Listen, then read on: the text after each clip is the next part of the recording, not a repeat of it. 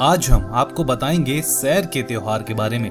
एक ऐसा त्योहार जो मौसम के बरसात से सर्द ऋतु में बदलने का सूचक है, जो बरसात में किसी जीव द्वारा इंसानी हानि ना होने की खुशी है, जो रक्षाबंधन में बांधी राखियों को खोलने का त्योहार है, जो नई दुल्हनों के काला महीना मायके में काटने के बाद ससुराल वापस आने का त्योहार है, जो मंदिर के कपाट खुलने का त्योहार है और देवी देवताओं को अपनी खरीफ की फसलों की अच्छी पैदावार के लिए धन्यवाद देने का त्योहार है।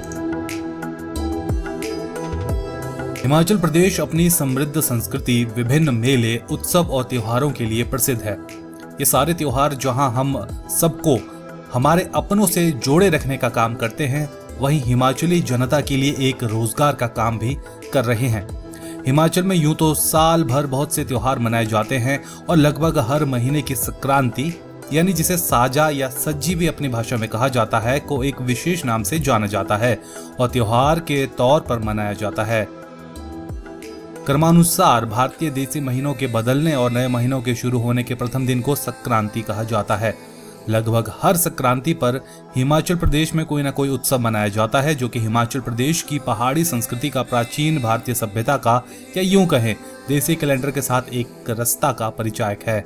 सैर उत्सव या सैर उत्सव भी इन्हीं त्योहारों में से एक है। सैर का त्योहार या सायर त्योहार अश्विन महीने की संक्रांति को मनाया जाता है। वास्तव में यह त्योहार वर्षा ऋतु के खत्म होने और शरद ऋतु के आगाज के उपलक्ष्य में मनाया जाता है। इस समय खरीफ की फसलें पक जाती हैं और काटने का समय होता है, तो भगवान को धन्यवाद करने के लिए यह त्योहार मनाते हैं। सैर के बाद ही खरीफ की फसलों की कटाई शुरू होती है। इस दिन सैरी माता को फसलों का अंश और मौसमी फल चढ़ाए जाते हैं और साथ ही राखियां भी उतारकर सैरी माता को चढ़ाई जाती है। इस उत्सव को मनाने के पीछे एक धारणा यह भी है कि प्राचीन समय में बरसात के मौसम में लोग दवाइयां उपलब्ध न होने के कारण कई बीमारियों और प्राकृतिक आपदाओं का शिकार हो जाते थे, तथा जो लोग बच जाते थे वे अपने आप को भाग्यशाली समझते थे तथा बरसात के बाद पड़ने वाले उत्सव को खुशी से मनाते थे। तब से लेकर आज तक इस उत्सव को बड़ी ही धूमधाम से मनाया जाता है। सायर का त्योहार बरसात की समाप्ति का भी सूचक है। इस दिन भादो महीने का अंत होता है। भादो महीने को काला महीना भी कहा जाता है। इस दौरान देवी देवता डायनों से युद्ध लड़ने देवालय चले जाते हैं। मान्यता के अनुसार वे सायर के दिन वापस अपने देवालयों में आ जाते हैं। इस दिन ग्रामीण क्षेत्रों के देवालयों में देवी देवता के गुर देव खेल के माध्यम से लोगों को देव डायन युद्ध का हाल भी बताते हैं और यह भी बताते हैं कि इसमें किस पक्ष की विजय हुई है।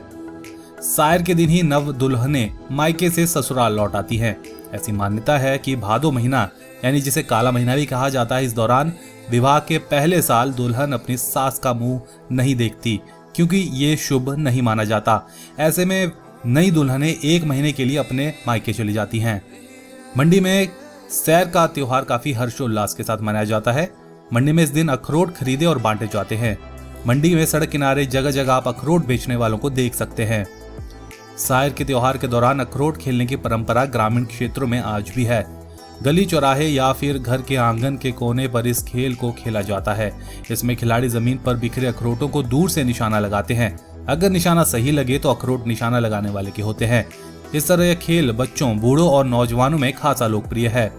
इसके अलावा कचौरी, सिड्डू, चिल्लड़ू, गुलगुले जैसे पकवान भी बनाए जाते हैं। बड़े बुजुर्गों का आशीर्वाद लेने की परंपरा भी है। इस स्थानीय बोली में ध्रुव देना कहते हैं। इसके लिए ध्रुव देने वाला व्यक्ति अपने हाथ में 5 या 7 अखरोट और ध्रुव ले जाता है, जिसे बड़े बुजुर्गों के हाथ में देकर उनके पांव छूता है। वहीं बड़े बुजुर्ग भी ध्रुव अपने कान में लगाकर आशीर्वाद देते हैं। कांगड़ा, हमीरपुर और बिलासपुर में भी सैर मनाने का अलग अलग प्रचलन है। सैर की पूजा के लिए एक दिन पहले ही तैयारी शुरू कर दी जाती है और पूजा की थाली रात को ही सजा दी जाती है। हर सीजन की फसलों का अंश थाली में सजाया जाता है। उसके लिए गेहूं को थाली में फैला दिया जाता है। उसके ऊपर मक्का, धान की बालियां, खीरा, अमरूद, गलगल आदि ऋतु फल रखे जाते हैं। हर फल के साथ उसके पत्ते भी पूजा में इस्तेमाल किए जाते हैं और इन्हें शुभ माना जाता है। हालांकि अब त्योहारों उत्सवों को उस रूप में नहीं मनाया जाता जिस तरह ये पुराने लोग मनाते थे, परंतु फिर भी गांव में अभी भी लोगों ने बहुत हद तक परंपराओं को संजोकर रखा हुआ है। हुआ क्या कि जैसे जैसे हम आधुनिक होते गए, जो गांव के लोग थे वो शहर में आते गए, धीरे धीरे शहर बढ़ता गया। लेकिन वो लोग जो गांव से बसे थे शहर में, उन्होंने अपने रीति रिवाजों को नहीं छोड़ा। तो पहले ये सारी चीज़ें उनको घर के आसपास मिल जाती थी, खेतों से मिल जाती थी, लेकिन अब क्योंकि वो लोग शहर में बस चुके हैं तो अब उनके लिए इंदर सिंह जैसे लोग और बाकी लोग जो बैठे हुए जो हम आपको दिखा रहे हैं वो एक साधन है कि ये सारी चीज़ें वो शहर में प्रोवाइड कर रहे हैं उनको। क्यों सर? कर रहे हैं सर, हाँ। बिल्कुल। और वो लोग जो है पूजा पाठ करें इसका, इसलिए हम जो है गांव से बाजार में लेके आते हैं इन चीज़ों को। और वैसे क्या किस प्राइस क्या क्या रहता है इनका? प्राइस हम जैसे 30-40 में बेचते हैं, इस पूरे सेट को 8-10 साइट में होती है, तो ये जो है 30-40 रुपए में बेचते हैं हम। हाँ जी। तो ये देखिए बहुत ही अच्छा एक इकोनॉमी का साधन भी है, गांव की इकोनॉमी को बूस्ट भी करता है। और ये एक मैं बताऊं एक बहुत ही छोटे टाइम पीरियड वाला बिजनेस इसको कह सकते हैं। ये 2-3 दिन ही होता है और उसके बाद कल के बाद बंद हो जाता है जी। तो ये कुछ है इसको।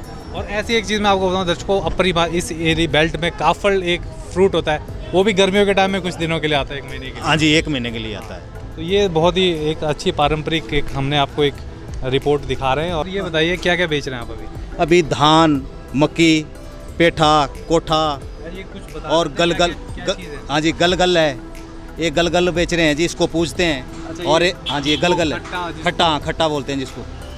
और ये पेठा है, इसको भी पूजते हैं जी। अच्छा, पेठी की। हाँ जी। और ये कोठा है, ये हाँ जी, ये कोठा है। इसका क्या इस्तेमाल होता है वैसे? इसमें ये जो है इसको हिंदी में द्रोण पुष्प भी कहते हैं जी। अच्छा। ये जो है ये चीज़ भी बहुत ही कुदरती चीज़ है, ये कहीं कहीं होती है, आजकल जो है ख़त्म हो चुकी है। अच्छा। हाँ जी, ये कम ही हो रही है अभी। तो इसका कुछ मतलब मेडिसिनल यूज़ या कुछ? मेडिसिनल यूज़ भी होता है इसका, इसको हिंदी में द्रोण पुष्प भी कहते हैं। हाँ जी।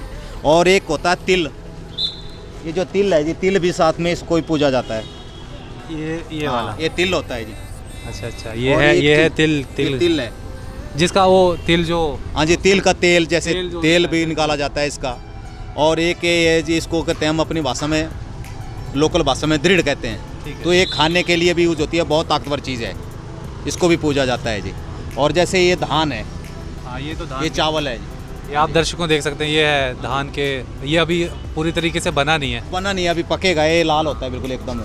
तो ये सारी चीज़ें जो है ना जी, इनको पूजा जाता है। हाँ जी, ये 18 बार वनस्पति जो है, हमारा जीवन इससे ही चलता है, क्योंकि अगर वनस्पति नहीं है तो हम नहीं है। तो इसलिए जो है साल का जैसे हम शहर बनाते हैं, ये सुख शांति का संदेश लेके आता है। और इसको पूजते हैं हम उस दिन, भाई हम पूरी बरसात में जो है बचे हुए हैं भाई, इसलिए इसको अच्छी तरह से बनाते हैं।